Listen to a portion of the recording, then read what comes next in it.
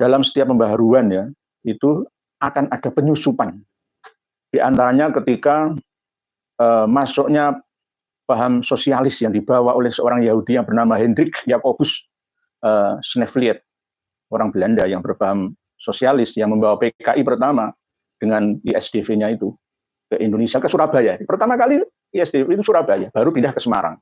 Hendrik Sneevliet itu juga mulai menanam benih pembaharu untuk bangkit melawan kolonial Belanda pada waktu itu. Lalu diamini, diikuti oleh Musa Al-Munawwar Al-Ghadri, Semaun, ya, Nyoto generasi kedua setelahnya. Lalu Aidit, Habib, Ahmad Sofyan Barogbah, lalu Habib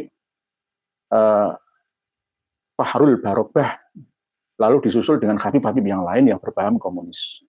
Nah, ini penyusupan, kita harus hati-hati terhadap penyusup-penyusup yang mau mencampur adukkan antara budaya yang negatif yang dibawa dari asing masuk ke Indonesia.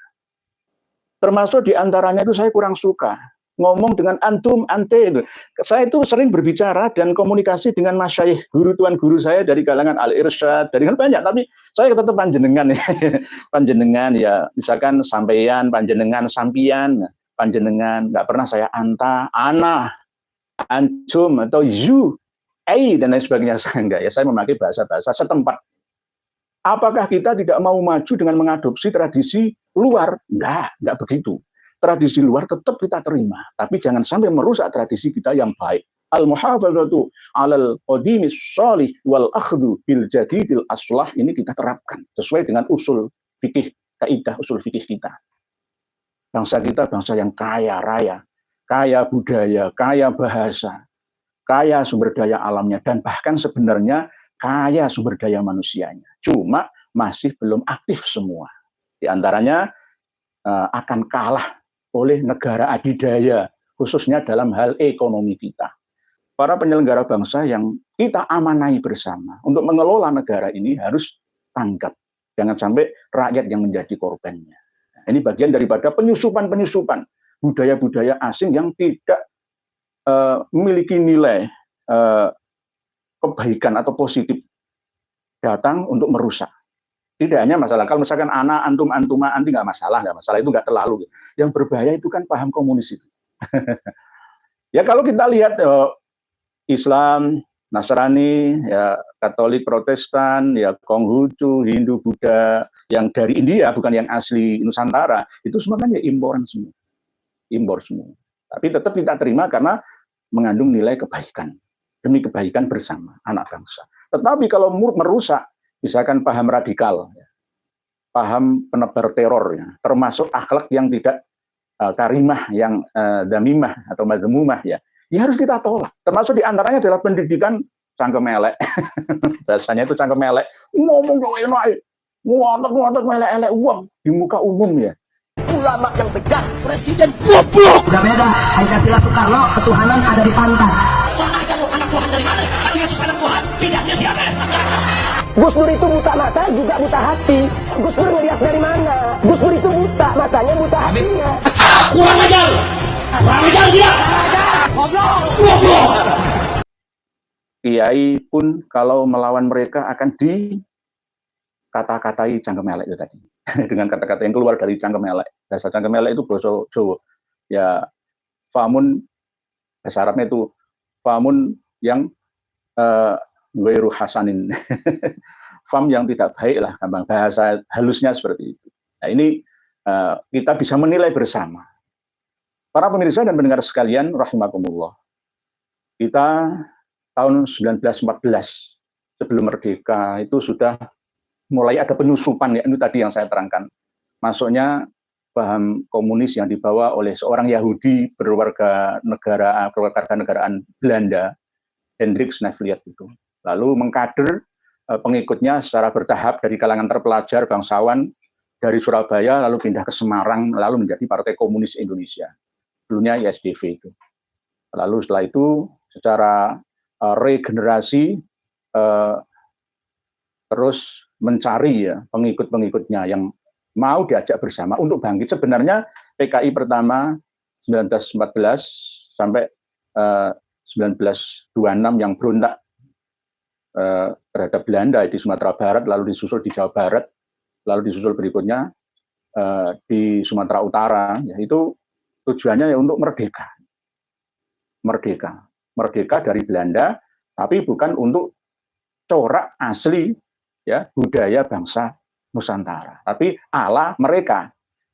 Ya ini nanti orang-orang Nuswantoro semuanya akan disuruh masuk ke paham sosialis, komunis, marxis. Akan dipaksa, kalau nggak mau ya dibunuh. Ya. Karena paham komunis itu sangat kejam. Dan diantaranya jelas diamini oleh selain Semaun yang bertemu bersama di Surabaya, di Peneleh, kos-kosannya Pak Karno, bersama dengan Kartosuwiryo, Muso Munawar Al-Qadri, ya. Lalu benar-benar melakukan uji coba pemberontakan terhadap Belanda. Kalau ada pengikut komunis yang mengatakan, oh PKI itu berjuang melawan Belanda, iya benar melawan Belanda, tapi untuk mendirikan negara versi mereka yang berhaluan komunis, seperti Soviet dulu, kiblatnya. Pertama kali Rusia atau Soviet, belum ke China, lalu yang kedua ke China. Lalu setelah tahu sepak terjang PKI yang uji coba unjuk kekuatan bersenjata di Sumatera Barat dan Jawa Barat, maka tahun 1927 dibubarkan oleh Belanda. Dibubarkan oleh Belanda. Walaupun dibubarkan itu tetap namanya ideologi ya, tidak bisa dimatikan ideologi. Lalu kader-kadernya semburat lari ke luar negeri. Ada yang ke China, ya, ada yang ke Cekoslowakia, ada yang Timur Tengah juga, dan ada yang ke Rusia atau Soviet. Di antaranya adalah Musa Al-Munawar. Sehingga Musa Al-Munawar itu sebenarnya kalau kita teliti anaknya yang bernama Muhammad Al-Qadri, kelahiran Surabaya 1926, itu sebenarnya bukan anak aslinya Romo Kiai Ronowijoyo, pengasuh pondok pesantren yang ada di Pagu, Kediri sana. Tapi anak gawannya Nyai Juru. Nyai Juru menikah dalam kondisi janda membawa anak. Nah, anaknya ini tidak anaknya asli Mbah Ronowijoyo Kiai. Lalu Mbah Ronowijoyo berubah nama menjadi Kiai Haji Hasan Muhyi. Mungkin kurang kerasan di lingkungan pondok pesantren Kapurjo, akhirnya dititipkan ke adiknya Romo Yaya atau kerabatnya yang seorang pegawai KUA dulu, di Martorejo. Lalu orang mengenalnya bahwa Musa itu anaknya Yai Martorejo. Padahal tidak. Nggak mungkin seorang anaknya orang Lugu bisa menguasai bahasa Rusia, menguasai bahasa Arab. Sampai pimpinan utama Partai Komunis Asia dan Timur Tengah itu Musa Munawar Al-Qadri itu. Dan menikah, sempat menikah dan punya anak di Rusia sana. Punya anak 2. Lalu kembali lagi ke Indonesia untuk menjelaskan tujuannya kepada kader-kadernya. Mohon maaf nih, saya itu mau minum kopi, ya nggak pantas, mau ngerokok, ya nggak pantas. Mohon maaf nih. Musa. Orang menyebutnya Muso, Paul Musote atau Musa. Beliau seorang Muslim, pinter ngaji. Bahasa Arabnya fasih. Itulah penyusup, mulai dari Yahudi Hendrik Snevliet, menyusup, menguasai alam bawah sadarnya Semaun, dan kawan-kawan, ya Muso termasuk diantaranya. Lalu embrio ini melahirkan generasi komunis yang ada di Indonesia. Siapa mereka? Ya termasuk orang-orang dari sana. Lalu Muso juga menikah dengan seorang wanita yang berasal dari Yogyakarta, mendapatkan anak Margono, dan memiliki anak juga yang bernama Muhammad Al-Qadri. Marga Al-Qadri itu dari mana? Ya, dari Pontianak, dari Mempawah, Pontianak. Muhammad Al-Qadri gara-gara juga terlibat tahun 65 memberontakkan G30S, merampas RRI, ya, lalu dibersihkan oleh ABRI, dihukum sampai keluar dari hukuman tahun 1984. 1984 keluar dari penjara, murtad karena dekat dengan pendeta, lalu dibaptis Muhammad diganti dengan Paulus Al-Qadri. lalu menikah dengan Paulina Soekarti, Nasrani, di Kebayoran Baru, Jakarta. Menempati rumah di sana. Memiliki anak di Magetan, yang sebelum berangkat ke Rusia, istrinya Samsirah, memiliki anak yang bernama Winarni dan Winarno. Kalau Winarni itu Mariana Winarni, Magetan. Sekarang kerja menjadi penjahit, entah masih hidup atau tidak, saya belum melacaknya lagi. Kalau Winarno, anaknya alias cucunya Muso, anaknya Paulus Al-Gadri, ya, meninggal tahun 2002 yang lalu. Nah, ini sebagai bukti bahwa paham komunis itu yang mengembangkan adalah orang-orang yang ahli agama, khususnya agama Islam. Dan diantaranya adalah orang yang pandai berbicara. Ya. Kalau Pak Karno pandai berpidato, berbicara, itu untuk kemanfaatan, kemaslahatan bangsa. Tapi kalau Muso Al-Munawar dan Fahrul Barobah, ya, Sofyan Barobah itu untuk menyusup, menguasai, ya, bangsa, untuk merubah kiblat bangsa. Dan mereka rata-rata adalah Habib Ahmad Sofyan Barobah. Itu anggota parlemen, termasuk wakil ketua DPRD Kalimantan Timur, lahir di Samarinda. Ya. Dihukum sampai tahun 1984, keluar sebentar lalu meninggal dunia. Habib Ahmad Sofyan Barobah. Marga Barobah itu ya Ba'alawi, ya Habib Barobah, Habib Ba'alawi. Duriahnya Alwi bin Ubaidillah, ya Habib. Itu yang di Kalimantan Selatan dan Kalimantan Timur. Lahirnya Kalimantan Selatan, Banjarmasin, menetap di Samarinda, Kalimantan Timur, dihukum di Balikpapan, lalu keluar dari hukuman beberapa waktu, nggak ada setahun, meninggal dunia. Karena perannya sangat utama dalam perkembangan PKI di daerah Pulau Borneo atau Kalimantan. Kalau yang Sofyan Ahmad Sofyan Barobah Habib itu kelahiran Banjarmasin, tapi pergerakannya lebih banyak di Kalimantan Barat, di Pontianak. Di antaranya beliau bersama komunis keturunan Cina Singkawang memberontak, bahkan sempat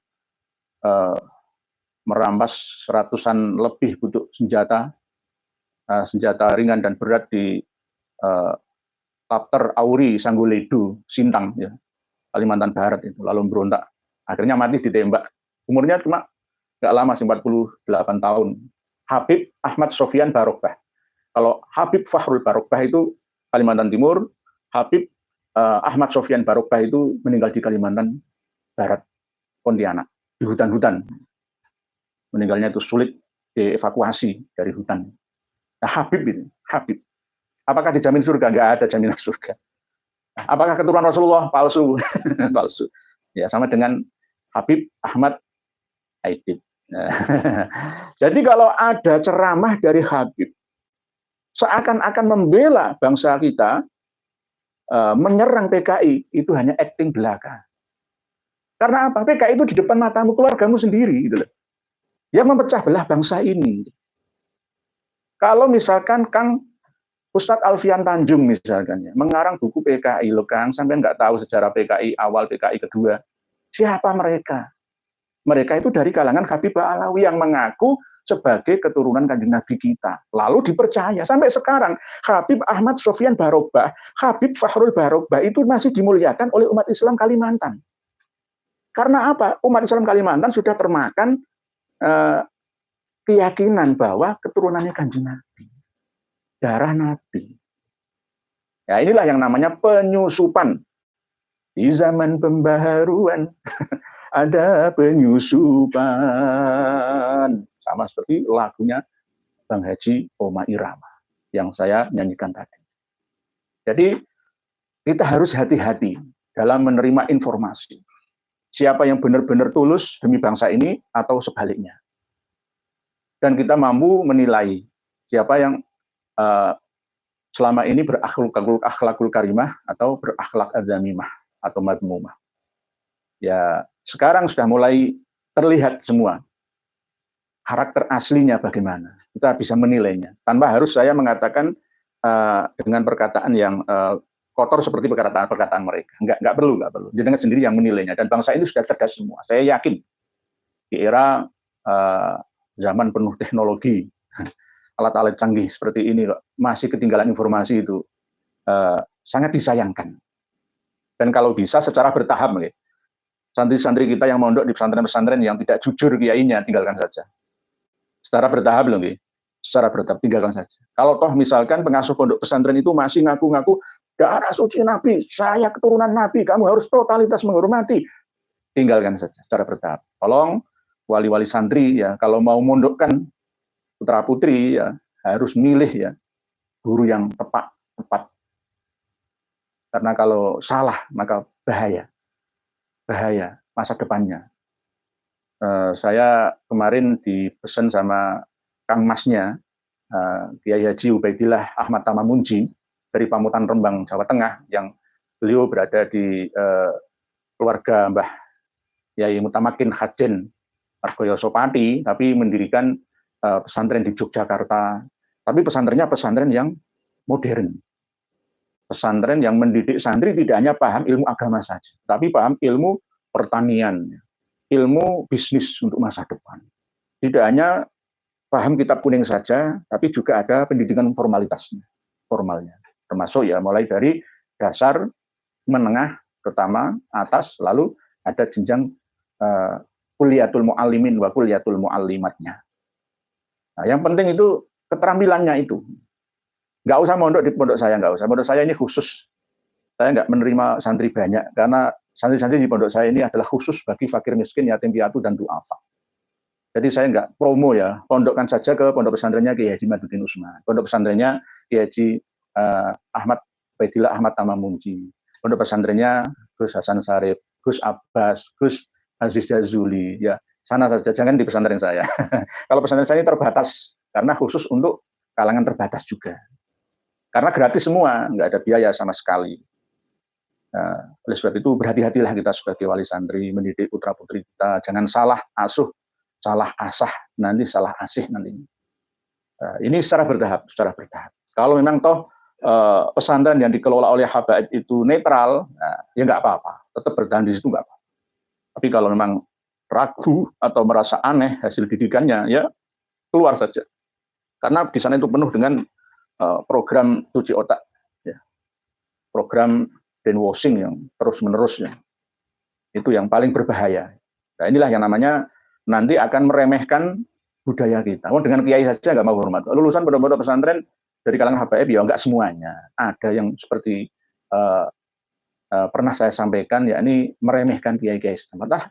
Itu bukan keturunan Kanjeng Nabi. Guru saya itu keturunan Kanjeng Nabi asli, ilmunya langsung nyambung sampai Rasulullah SAW. Meremehkan. Nah, inilah yang tidak baik demi anak dan generasi kita. Para pemirsa dan pendengar sekalian, rahimakumullah. Tadi sudah saya sampaikan, penyusup-penyusup itu adalah anggota PKI yang berasal dari penggedenya siapa? Dari kalangan Habib Ba'alawi. Ya. Musa Al-Munawar Al-Qadri, Paulus Al-Qadri, Habib Ahmad Al-Aidid, Habib Fahrul Barokbah, Habib Ahmad Sofyan Barokbah. Itu adalah penyusup-penyusup. Kalau seandainya PKI menang, ya kita akan habis semua. Habis semua. Seandainya pemberontakan di Madiun 48 menang, habis kita semua. Alhamdulillah kemarin berdiri PWI LS Grobogan. Alhamdulillah saya nunggu Pati, Jawa Tengah, dekat Grobogan, hanya lewat Gunung Kapur Utara saja, nyabrang gunung kecil, perbukitan, pegunungan, ya.